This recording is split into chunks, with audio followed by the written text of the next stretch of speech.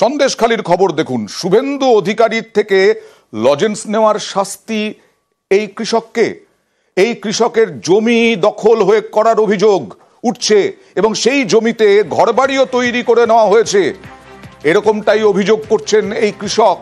জমি দখল করে ঘর তৈরির অভিযোগ, মুখ খুললেই হুমকির অভিযোগ। যদিও অভিযোগ খতিয়ে দেখার আশ্বাস দিয়েছেন বিধায়ক সুকুমার মাহাতো। অভিযোগ সত্যি হলে ব্যবস্থা নেওয়ার আশ্বাসও দিয়েছেন। অভিযোগ সন্দেশখালীর এই কৃষকের। তিনি শুভেন্দু অধিকারীর সঙ্গে দেখা করতে গিয়েছিলেন, মিছিলে গিয়েছিলেন। শুভেন্দু অধিকারী তাকে লজেন্স দিয়েছেন, আর তারপরেই নাকি এই রকম ভাবে তার জমি বেদখল হয়ে যায়। আমি শুভেন্দুর জনসভায় গিয়েছিলাম ওনাকে দেখতে। তিনি তখন লজেন বিলি করছিলেন। আমি তানার হাত থেকে দুটো লজেন নিয়েছিলাম। তৃণমূলের হরপদ মাইনের আমার পেছন থেকে দুটো ফটো তুলে নেয়।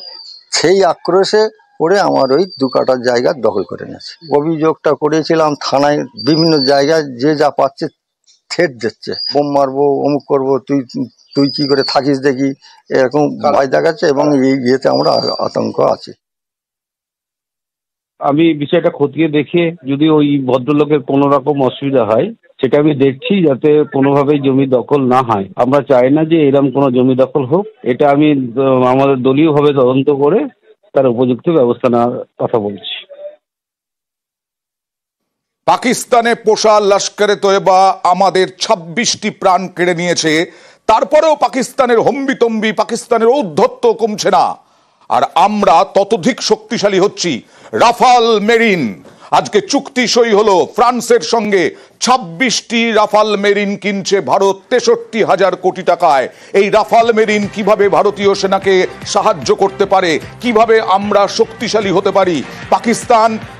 পাকিস্তানের নৌবাহিনীর সঙ্গে আকাশ পাতাল পার্থক্য আমাদের শক্তি। আমরা বিরাট শক্তিতে রয়েছি নৌবাহিনী দিয়ে।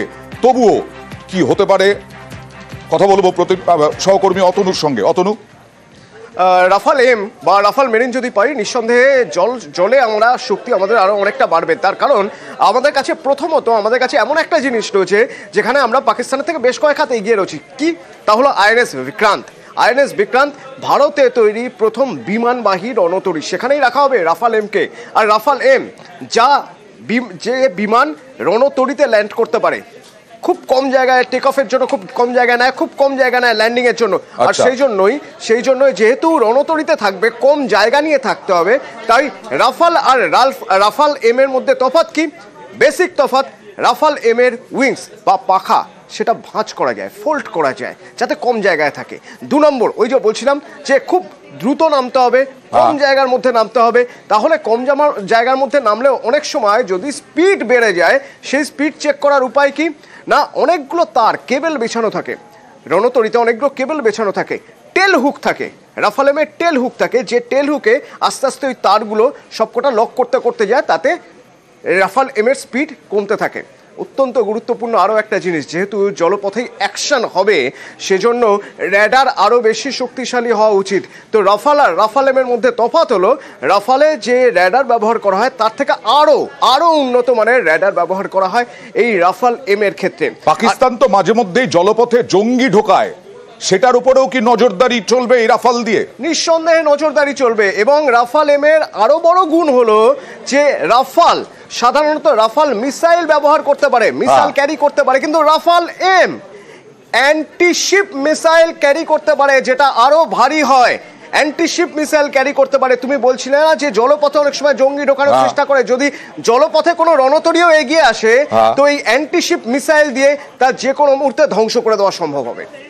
ওকে, ইতিমধ্যেই এই চুক্তি সই হয়ে গেছে।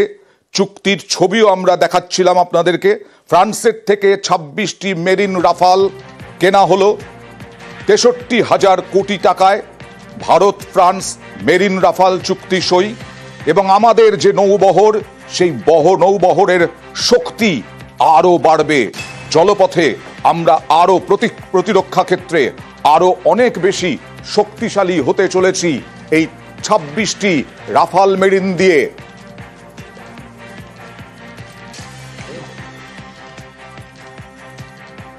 অবসরপ্রাপ্ত সেনা কর্তা কর্নেল রাজেন্দ্র ভাদুরী আমার সঙ্গে রয়েছেন। কর্নেল ভাদুরী, কি মনে হয় আমরা এই 26টি রাফাল এম দিয়ে আমাদের নৌবাহিনী আরো কত শক্তিশালী হবে পাকিস্তানের তুলনায়? তো অবশ্যই পাকিস্তানের তুলনায় নেভি যদি বলা হয় অনেক বেশি পাওয়ারফুল হবে, তাই পাকিস্তানি এয়ারক্রাফট নেই। আপনার কথা, সরি আমি আপনার কথা ঠিক বোঝা যাচ্ছে না, একটু যদি কোথাও সরে যান তাহলে যদি আপনার আওয়াজটা সঠিক আসে প্লিজ। আচ্ছা, বলুন। হ্যাঁ, মানে আমাদের শক্তি কতটা বাড়বে নৌবাহিনীতে, কি হবে হতে পারে? না, আমি বলছি যে শক্তিটা তো অবশ্যই বাড়বে, কারণ অ্যাডিশনাল এয়ারক্রাফট নেভির বাড়াবে। প্লাস পাকিস্তানের সঙ্গে যদি আমরা করতে পারি তাহলে পাকিস্তান নেভির কাছে কম্প্যাক্ট এয়ারক্রাফট নেই। তো সে 26টি হোক কি 30 হোক 10 হোক, ওটা তো নেভির কাছে যখন কম্ব্যাট এয়ারক্রাফট নেই তাহলে তো এমনিতেই কম্ব্যাট মানে এর কম্ব্যাট পাওয়ার যেটা সেটা পাকিস্তান থেকে অনেক শক্তিশালী। ওকে, থ্যাংক ইউ।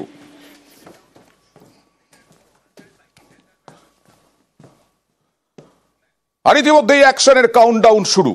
আজকেই কি অ্যাকশন? কারণ হাই প্রোফাইল মিটিং গতকাল থেকেই শুরু হয়েছে। আজকেও প্রতিরক্ষা মন্ত্রী রাজনাথ সিং প্রধানমন্ত্রী নরেন্দ্র মোদীর বাসভবনে গিয়ে দীর্ঘক্ষণ বৈঠক করেন এবং তারপরে এই 3টে থেকে শুরু হয়ে গেছে অলরেডি প্রতিরক্ষা বিষয়ক স্ট্যান্ডিং কমিটির বৈঠক।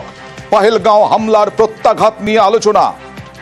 যদিও এখনো পর্যন্ত যা খবর, যেটা বলছিলেন আমাদের প্রতিনিধি মৈত্রেয়ী, যে সেনা জওয়ানদের মুভমেন্ট দেখে অনেকটা বোঝা যায় কি বলছেন সেনা জওয়ানরা। না, ওখানকার পহেলগাঁওয়ের মানুষ, সীমান্ত এলাকার মানুষ, তারা তো আগে বুঝতে পারেন কোনো অ্যাকশন হলে পরে।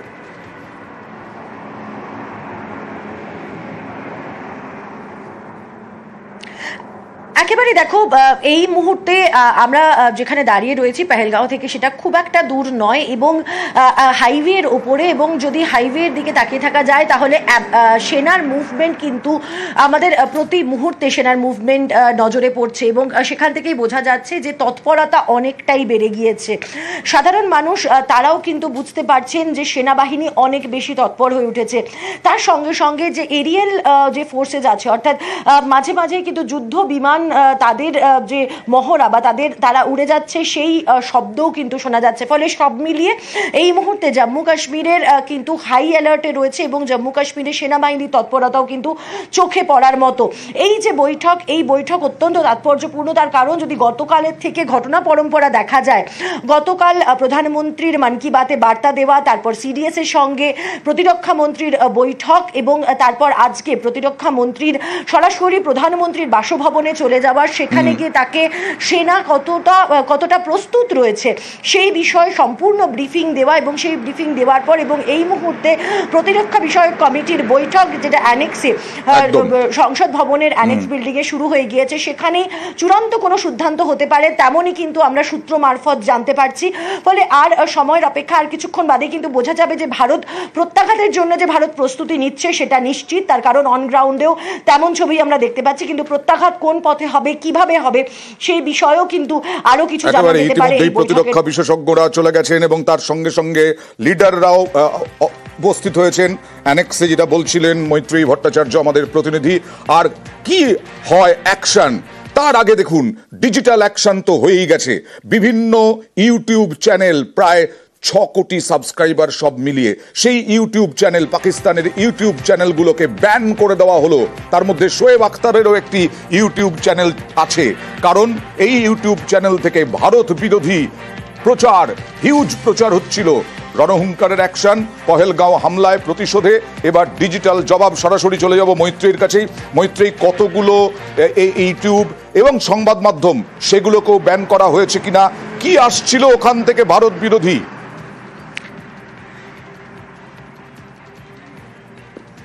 দেখো 16টি এই ইউটিউব চ্যানেল, সেখানে কিন্তু এবং ইনক্লুডিং যার মধ্যে অন্যতম শোয়েব আখতারের ইউটিউব চ্যানেলও রয়েছে, যেখানে একেবারে সরাসরি ভারতকে দায়ী করা হয়েছিল এই নৃশংস হামলার জন্য। তারা বারবারই এই বক্তব্য, এই প্রপাগান্ডা প্রচার করার চেষ্টা করছিলেন যে পাকিস্তান নয়, আসলে এই হামলার পেছনে রয়েছে ভারতই, এবং তার সঙ্গে সঙ্গে ভারত বিরোধী একাধিক বিষয় নিয়ে ভিডিও তৈরি করছিলেন তারা, এবং যে সংক্রান্ত বিস্তারিত রিপোর্ট স্বরাষ্ট্র মন্ত্রকের তরফ থেকে দেওয়া হয়, এবং তারপরই ভারত সরকারের তরফ থেকে সিদ্ধান্ত নেওয়া হয় don.com, জিও টিভি এবং তার সঙ্গে সঙ্গে সামা টিভির মতো যে সমস্ত বহুল প্রচারিত ইউটিউব চ্যানেলগুলো রয়েছে পাকিস্তানের, সেগুলিকে ব্যান করার, এবং তার মধ্যে অন্যতম কিন্তু শোয়েব আখতারের এই ইউটিউব চ্যানেলও। সব মিলিয়ে 16টি ইউটিউব চ্যানেলকে ব্যান করার সিদ্ধান্ত নেওয়া হয়েছে ভারত সরকারের তরফ থেকে, এবং যেমনটা তুমিও বলছিলে যে তাদের সাবস্ক্রিপশন সংখ্যা কিন্তু অনেক বেশি, এবং সেই সাবস্ক্রাইবারকে ব্যবহার করে ডিজিটালি ভারতের বিরুদ্ধে হেট ছড়ানোর চেষ্টা করা হচ্ছিল। তেমন অনেকগুলো পদক্ষেপ ভারত ইতিমধ্যেই নিয়ে নিয়েছে। সিন্ধু জল চুক্তি স্থগিত, তার সঙ্গে আটারি সীমান্ত বন্ধ, এখানে পাকিস্তানি নাগরিক যারা বসবাস করে তাদের মেয়াদ শেষ, তাদেরকে চলে যেতে হয়েছে, দেশ ছাড়তে হয়েছে, দূতাবাস বন্ধ, ওখানকার দূতাবাসও, ভারতীয় দূতাবাসও বন্ধ, এবং এই ইউটিউব চ্যানেল এবং নিউজ চ্যানেল সেগুলোকে ডিজিটাল স্ট্রাইক ব্যান করা হলো। ইউটিউব চ্যানেলগুলো থেকে দীর্ঘদিন ধরে ভারত বিদ্বেষ বা ভারতের নানা রকম খবরাখবরও সেখানে প্রচার করা হতো।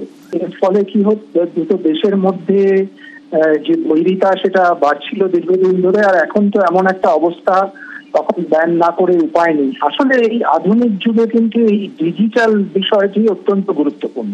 অর্থাৎ আধুনিক যে কোনো সংঘর্ষ, যে কোনো যুদ্ধ, সেটা কিন্তু ডিজিটাল জগতের বাইরে হতে পারে না।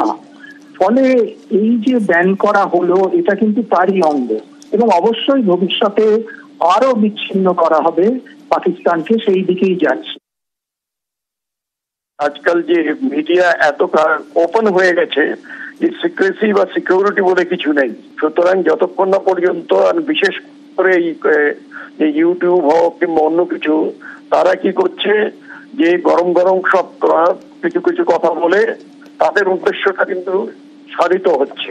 সেই জায়গাটায় আমার মনে হয় যে এটা একটা, এই ধরনের সিদ্ধান্ত একান্তভাবেই ঠিক, কারণ একটা বিরাট অপারেশন যদি আমাদের করতে হয়, সেখানে অনলি নিড টু নো বেসিসে হবে। এই যে কোনো ব্যান করলো, আমি এতে সহমত।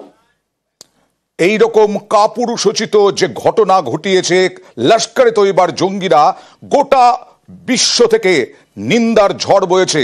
আর শুধু জঙ্গিরা নয়, তাদের সঙ্গে জঙ্গিদের সঙ্গী, সেই সঙ্গীদের তালিকাও রয়েছে। সেই সঙ্গীরা বিভিন্ন উগ্রপন্থী সংগঠন, জঙ্গি সংগঠনের সঙ্গে জড়িত, তাদেরকে বলা হয় হ্যান্ডলার। 33 জন জঙ্গি হ্যান্ডলারের তালিকা প্রকাশ। হরকাতুল মুজাহিদিনে নিযুক্ত 25 জন, লস্করে তৈবায় সামিল 6 জন, জৈশ-ই মোহাম্মদে 1 জন, এই জঙ্গি গোষ্ঠী আল বাদারের হাতে 1 জন। এরা সবাই জঙ্গি গোষ্ঠীর সঙ্গে জঙ্গির সঙ্গী।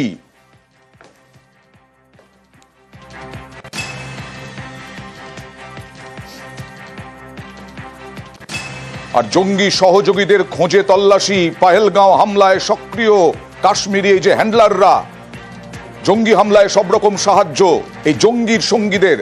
জঙ্গিদের ঢুকতে পথ দেখায় স্থানীয় হ্যান্ডলাররা, সেনার নজরদারি এড়াতেও সাহায্য। লোকাল সাহায্য না পেলে কখনোই এইভাবে জঙ্গিরা এসে এই রকম নারকীয় ঘটনা ঘটিয়ে দিতে পারত না। হামলার পর আবার জঙ্গলের পথ দেখায় এই জঙ্গির সঙ্গীরাই। তাদের খোঁজেই ব্যাপক তল্লাশি সেনার। জঙ্গি প্রবেশের সম্ভাব্য রুটেও তল্লাশি, জিজ্ঞাসাবাদ।